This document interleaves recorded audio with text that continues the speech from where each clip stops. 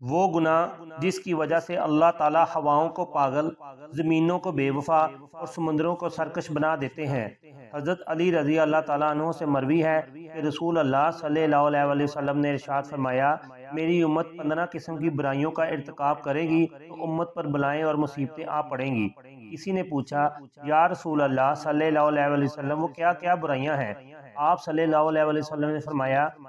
جب مال غنیمت کو شخصی دولت بنا دیا جائے، امانت کو غنیمت سمجھ لیا جائے، زکوٰۃ کو تاوان سمجھ لیا جائے،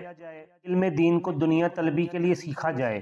مرد اپنی بیوی کی اطاعت کرنے لگے اور اپنی ماں کی نافرمانی کرنے لگے، آدمی اپنے دوست کے ساتھ نیک سلوک کرے گا اور اپنے باپ کے ساتھ سختی اور بد اخلاقی سے پیش آئے گا، مسجد میں شور و غل ہونے لگے گا، جب قبیلہ کا سردار ان کا بدترین شخص بن جائے گا، قوم کا سربراہ ذلیل ترین شخص ہوگا، آدمی کا اعزاز و اکرام اس کے شر سے بچنے کے لیے کیا جائے گا، لوگ کثرت سے شراب پینے لگیں گے، مرد بھی ریشم کے کپڑے پہننے لگیں گے، ناچنے گانے والی عورتوں اور گانے بجانے کی چیزوں کو اپنا لیا جائے گا، اس امت کے پچھلے لوگ اگلوں پر لعنت بھیجیں گے، تو اس وقت سرخ آندھی، زلزلہ، زمین کے دھنس جانے، شکل بگڑ جانے اور پتھروں کے برسنے کا انتظار کرو،